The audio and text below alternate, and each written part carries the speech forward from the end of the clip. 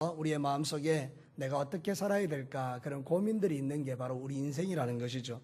근데 여러분, 제가 전도를 하러 가보면 이 시골에 이제 쭉 다니다 보면 마을 다니면서 만나는 분들이 많거든요. 제가 첫 번째 묻는 게 이거예요. 살만하십니까? 이렇게 물어봐요. 그러면 대부분은 대답이 똑같대요. 죽지 못해 삽니다. 뭐 사는 게 재미있나요? 뭐 별 수 있나요? 제가 이제 그렇게 묻죠. 그러면 그렇게 살다가 죽겠습니까? 그렇게 이제 재미없게 걱정하고 근심하고 죽지 못해 살다가 죽겠습니까? 예수 믿고 영원한 천국에 갑시다. 이런 이야기를 주로 해요. 근데 아마 여러분들도 똑같을 거예요. 제가 물어보면 어떻게 사는 게 괜찮으십니까? 이렇게 물어보면 예수님 믿는 사람들은 그래도 예, 살만해요. 하나님이 나와 함께 하세요. 막 이렇게 이야기하는데 예수님을 안 믿는 분들은 아마 대부분이 참 세상 살기 힘들어요. 이렇게 대답할 거예요. 제가 한번 물어볼게요. 여러분 대답 한번 해보십시오. 살만하십니까? 왜 대답이 희미하세요? 여러분, 여러분의 그 표정과 여러분의 그 마음이 바로 여러분의 마음속에 있는 것을 대변하는 거예요. 우리는 죽는 날까지 아마 이런 고민을 하게 될 거예요. 근심, 걱정이 떠나지 않을 거예요. 이 문제가 해결되면 저 문제가 해결되면 또 다른 문제, 그렇게 막 일어날 거예요. 물론 저에게도 그런 고민이 있습니다. 제가 어릴 때는 우리 아이들이 대학을 가야 될 텐데, 이 생각이 있어요. 대학을 이제 들어가고 나니까 취직을 해야 될 텐데, 이제 취직을 하고 나면 무슨 생각 들죠? 어떻게 알았어요? 결혼을 시켜야 될 텐데. 막 이렇게 하다 보니까 얘들 이제 결혼시켜야 되는데 돈이 있나요? 또 돈이 없으니까 아이고 이 돈을 어떻게 하지? 우리 이런 생각 하잖아요. 결혼하고 나면 또 걱정이 있습니까? 또 걱정이 이어지죠. 아이고 저기 애를 낳아야 될 텐데. 뭐 여러 가지로. 그래서 우리는 죽는 날까지 계속 이런 반복적인 삶을 살아가는 거예요. 사랑하는 성도 여러분, 이게 인생이라는 거죠. 그런데 이런 근심과 걱정이 많은 세상 가운데도 마음의 평화를 누리며 살 수 있는 길이 있음을 오늘 성경이 가르치는 거거든요. 그러니까 오늘 성경 말씀을 잘 들으시고 여러분 안에 이 복잡하고 근심, 걱정 많은 세상에서 마음의 평강을 누리는 비결을 가지고 인생을 행복하게 살아가시기를 주님의 이름으로 축복합니다. 자, 오늘 이 성경 본문은 예수님이 하신 이야기예요. 예수님이 뭐라고 했는지 한번 들어보십시다. 27절 제가 다시 한번 읽을 테니까 여러분들 한번 똑똑히 들어보십시오. 평안을 너희에게 끼치노니 곧 나의 평안을 너희에게 주노라. 내가 너희에게 주는 것은 세상이 주는 것과 같이 아니하니라. 너희는 마음에 근심도 하지 말고 두려워하지도 말라. 우리 예수님이 이렇게 말씀하셨다는 거예요. 이 말씀을 가지고 우리가 함께 말씀을 나누겠는데, 첫 번째는 우리에게는 근원적인 두려움이 있다는 거예요. 저를 따라서 한번 해볼게요. 나에게는 근원적인 두려움이 있다. 이 말이 좀 어렵죠. 근원적이라는 말이. 이게 뭔가 하면 뿌리 깊은 두려움이 있다는 거예요. 나는 두려워하고 싶지 않은데 우리 인간은 다 마음속에 그런 두려움을 가지고 있다는 게 뿌리 깊은 두려움. 도대체 이 두려움이 어디서 왔을까요? 오늘 성경 본문에도 예수님이 우리가 근심하고 걱정하는 걸 알기 때문에 너희는 걱정하지 말고 두려워하지 마 이렇게 말씀하는 거 아니겠습니까? 이 근심과 걱정, 두려움은 도대체 어디서 온 것입니까? 성경은 우리에게 이렇게 말합니다. 그것이 우리의 죄악 때문에 온 것이다. 이렇게 설명을 합니다. 제가 성경을 찾아보니까 창세기 3장 9절과 10절에 이런 말씀이 있어요. 창세기 3장 9절과 10절에 여호와 하나님이 아담을 부르시며 그에게 이르시되 네가 어디 있느냐 이르되 내가 동산에서 하나님의 소리를 듣고 내가 벗었으므로 두려워하여 어떻게 했다고요? 숨었나이다. 여러분 잘 알고 있죠. 예수 안 믿는 사람들도 다 알아요. 하나님께서 에덴 동산을 만드시고 거기에 아담과 하와를 두셨다는 거예요. 처음에는 하나님께서 이 아담과 하와가 행복하게 살았잖아요. 에덴이란 뜻이 행복이란 뜻이니까 하나님이 행복하게 만들어 놨는데 뱀이 찾아오죠. 그래서 뱀이 이렇게 묻습니다. 선악과를 따먹어라, 안 죽는다. 그랬더니 이 여자 하와가 그거를 따먹었지 않습니까? 그리고 나니까 어떻게 됩니까? 하나님이 될 줄 알았는데 하나님과의 관계가 깨어져서 두려워서 하나님을 피하여 숨는 것입니다. 이때부터 우리의 마음에 두려움과 염려와 근심이 뿌리 깊이 자리를 잡게 된 거예요. 그냥 두려워하는 게 사람이기 때문에 두려워하는 게 아니고요. 그 두려움의 깊은 뿌리가 뭔가 하면 바로 이 죄라는 것입니다. 인간이요, 죄를 지으면 두렵습니다. 여러분, 저는 예수님을 믿지만 제가 한번 물어볼게요. 제가 죄를 지을까요? 안 지을까요? 예, 안 짓는다라고 말씀해 주시는 분은 고맙습니다. 근데 저도 죄를 짓습니다. 사람이니까 죄를 짓는데요. 내가 죄 짓는 거를 제일 먼저 누가 할까요? 하나님 말고요. 우리 아내요. 우리 아내가 제일 잘 알아요. 내가 이제 밖에서 재 짓고 들어와서 이렇게 표정이 좀 이상하면 우리 아내가 여보 뭐 숨기는 거 있나? 그럼 내가 드디어 내 안에 있는 이 죄가 발각되지 않으려고 막 애를 씁니다. 아니다. 아니다. 우리 아내는 벌써 다 알죠? 벌써 죄 지었구나. 추궁이 들어오기 시작합니다. 똑바로 말해라. 이제 내 안에 있는 죄를 토설하게 되죠. 여러분, 우리가 죄를 지으면 다 들키게 돼 있어요. 우리 마음에 본질적인 두려움이 있거든요. 그게 바로 죄라는 거예요. 우리가 세상을 살면서 이 죄 때문에 고통이 오고 이 죄 때문에 우리의 마음에 두려움이 온 거예요. 근심 걱정이 찾아오게 된 거예요. 이걸 뿌리 깊은 근원적 우리의 죄라고 그렇게 말하는 거예요. 사랑하는 성도 여러분, 인도에 보면 설화가 있어요. 인도 사람들이 만들어낸 이야기에 이런 이야기가 있어요. 이거는 이야기입니다. 우리 인간에 있는 그 본질적인 두려움에 대한 이야기라는데, 마술사가 하나 있었는데 쥐가 있는데 쥐가 자기 앞에서 벌벌 떠는 모습을 보고 마술사가 쥐가 안 돼 보여서 쥐가 뭘 두려워하는가를 보니까 고양이를 두려워하는 거예요.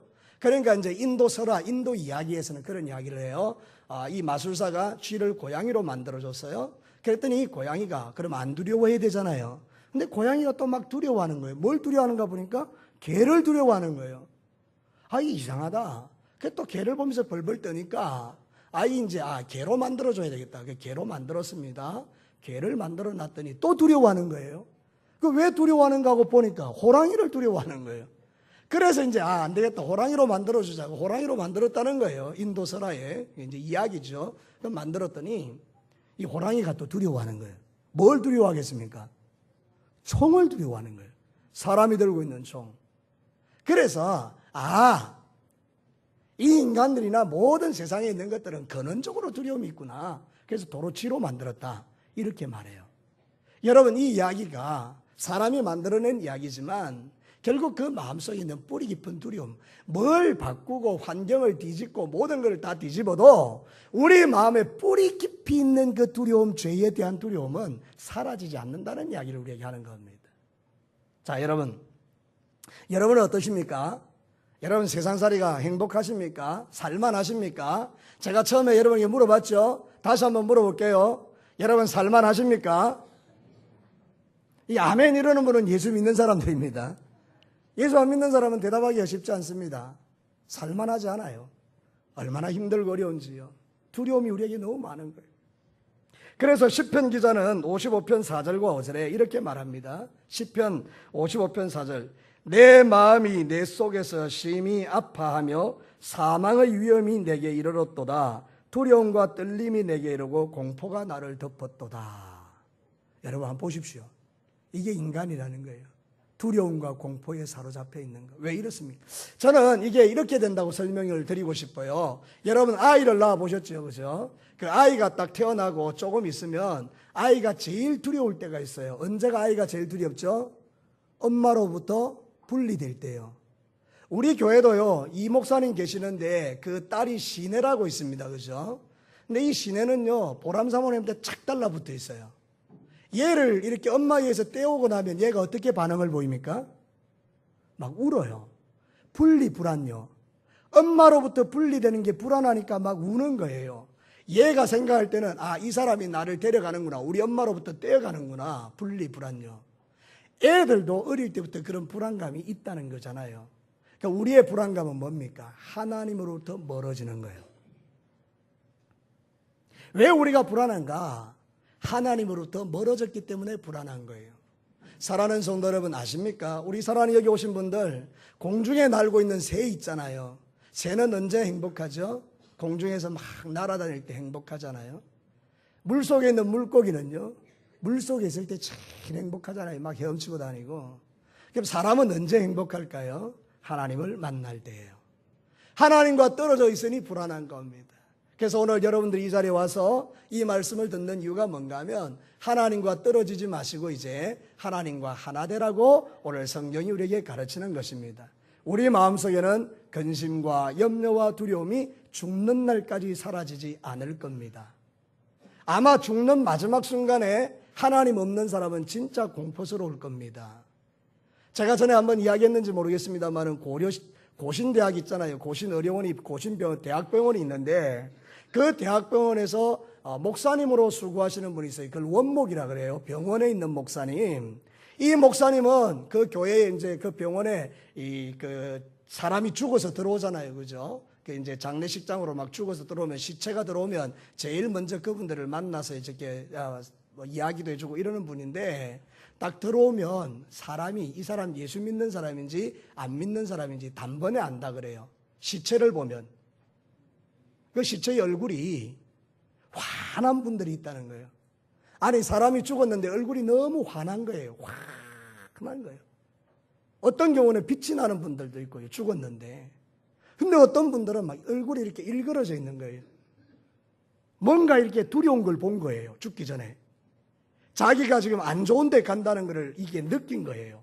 그래서 얼굴이 시커매가지고 얼굴이 막 찌그러져서 공포로 가득 찬 얼굴로 죽어 있는 분들이 있다는 거예요. 아, 저분은 예수 안 믿고 지옥 가는구나. 알겠대요. 여러분, 우리 언젠가 다 죽을 거거든요. 오늘 죽든지 내일 죽든지 우리 다 죽을 텐데, 여러분, 하나님과 분리된 사람은 세상 살면서도 근심 걱정하다가 죽어서도 그 영원한 행복을 못 보고 지옥으로 떨어지는 고통을 맛볼 수밖에 없는 거잖아요. 그래서 오늘 저를 통해서 여러분에게 말씀하는 거예요. 이제 그런 삶을 살지 마라. 평안히 사는 길이 있다. 이제 이야기하는 거예요. 그래서 두 번째 주제가 뭔가 하면 바로 이거예요. 두려움을 이기는 참 평안의 길이 있다. 저를 따라서 합시다. 두려움을 이기는 참 평안의 길이 있다. 오늘 성경에서 예수님이 이렇게 말합니다. 평안을 너희에게 주는데 나의 평안을 너에게 주겠다. 이렇게 말합니다. 예수님이 뭐라고 말하는가 하면 평안을 주시겠대요. 사랑하는 성도 여러분, 저는 장담하지만 여러분들 이 자리에 와 있는 여러분에게 제가 평안을 줄 수 없습니다. 왜냐하면 나는 사람이니까 나도 평안해야 되는데 내가 뭘 어떻게 평안을 주겠어요? 그러니까 제가 여러분에게 평안을 드립니다. 이러면 저는 가짜인 거예요. 왜? 줄 수 없는 것을 약속하니까. 근데 예수님은 이렇게 말합니다. 내가 평안을 줄게. 왜 그렇죠? 예수님은 평안을 줄 수 있는 분이라 그런 뜻이에요.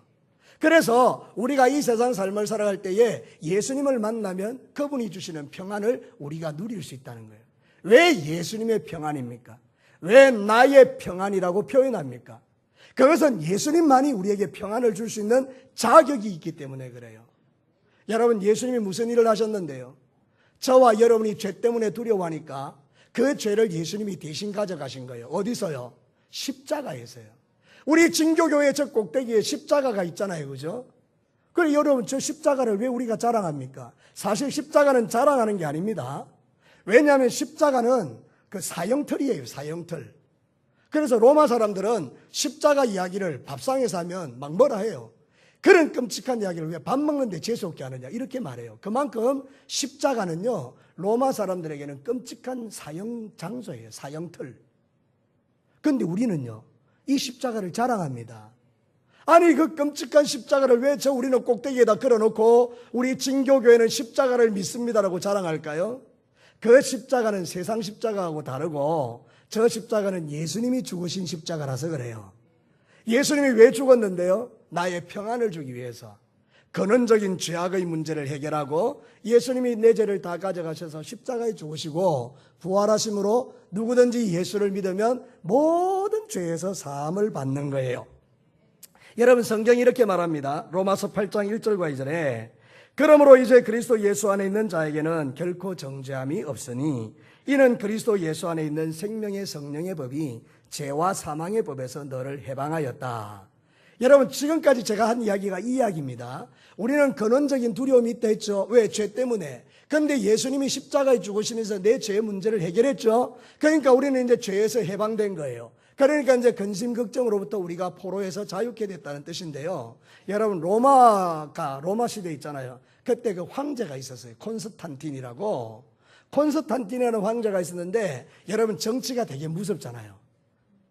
그래서 우리나라에도 영조라는 대왕이 자기 아들을 죽입니다. 그 아들 이름이 뭐죠? 사도세자예요. 자기 아들을 죽여요. 뭐 때문에? 정치적인 것 때문에. 콘스탄틴 황제도 똑같았어요. 로마 황제였던 그 콘스탄틴이 자기 아들을 죽입니다. 왜냐하면 아들이 자기의 그 정치에 걸림돌이 되니까 죽여버립니다. 그런데 인간은 말이죠, 본질적으로 마음의 죄책감이라는 게 있습니다. 그것 때문에 괴로워서 못 견디는 거예요. 내가 아들을 죽였구나. 내가 이 정치적인 야망을 위해서 아들을 죽였구나. 마음이 너무 고통스러운 거예요. 그래서 로마는 신이 많으니까 신전에 찾아갑니다. 그래서 신전에 있는 사제들에게 내가 우리 아들을 죽였으니까 내 죄를 용서해달라고 그러면서 이야기하니까 사제가 이렇게 말합니다. 왕이여, 황제여, 여기서는 죄를 용서받을 길이 없습니다. 그래서 이 황제가 너무 마음이 괴로우니까 철학자를 찾아갑니다. 철학자, 플라톤 같은 철학자. 내가 우리 아들을 죽였는데 마음에 좀 자유를 얻고 싶습니다. 철학으로도 죄사함을 얻을 길이 없다라고 결론을 내리게 됩니다. 그래서 그가 찾은 게 목사님입니다. 그 당시에는 감독이라 그러는데요. 목사님을 찾아갔습니다. 황제가 내가 우리 아들을 죽이고 이렇게 고통스러워 괴로울 수 없는데 어떻게 하면 이 죄책감에서 벗어날 수 있나요? 그때 이 목사님, 감독이 황제에게 복음을 쫙 설명해 줍니다. 우리는 인간은 죄인인데 하나님은 당신의 죄를 용서하기 위하여 예수님을 십자가에 죽이셨습니다.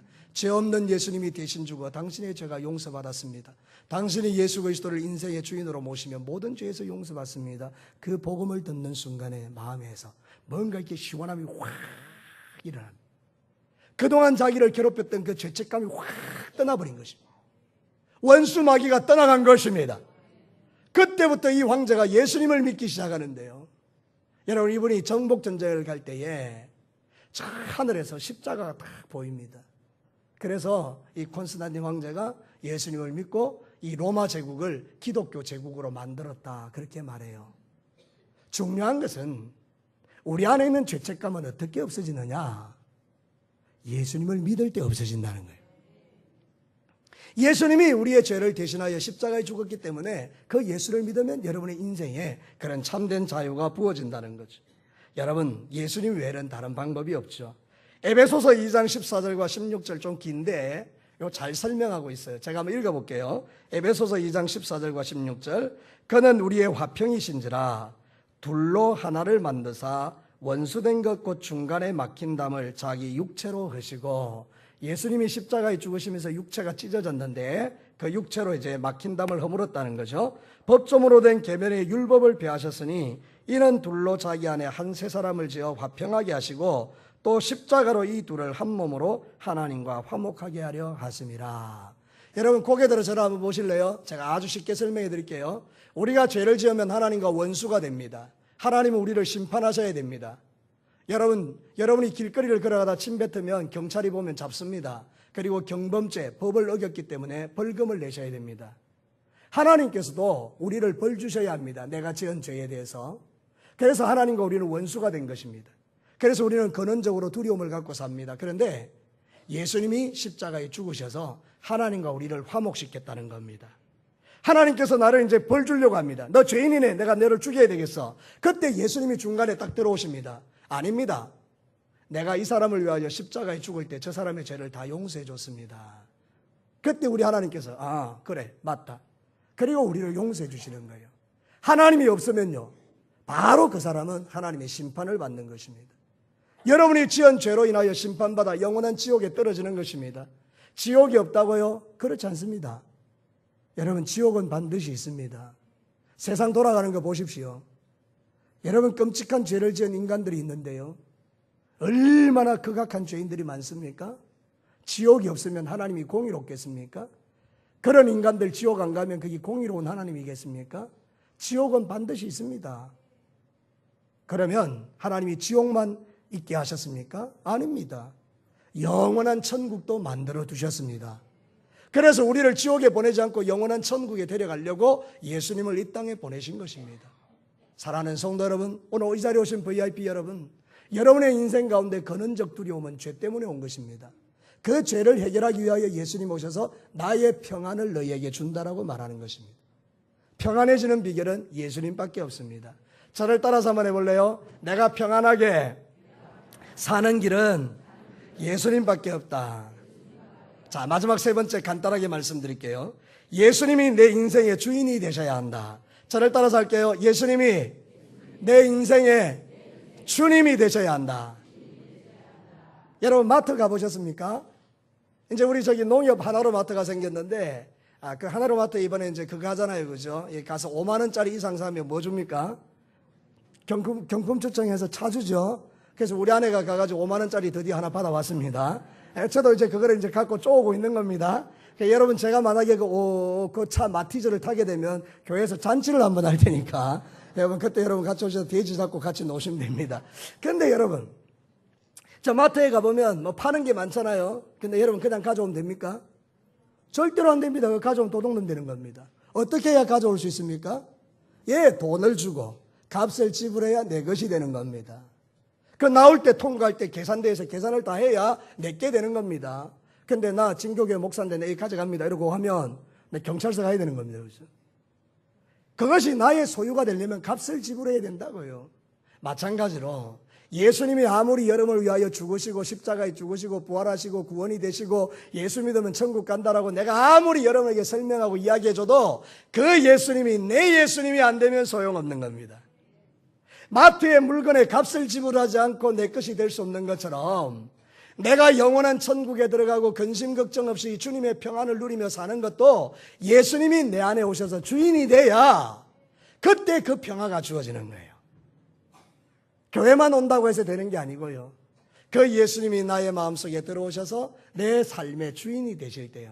제 이야기가 아니고 성경이 그렇게 말하거든요. 제가 성경 한 군데 읽어드릴게요. 요한계시록 3장 20절에 볼지어다 내가 예수님이 문 밖에 서서 두드리노니 누구든지 내 음성을 듣고 예수님 음성을 듣고 문을 열면 내가 그에게로 들어가 그와 더불어 먹고 그는 나와 더불어 먹으리라.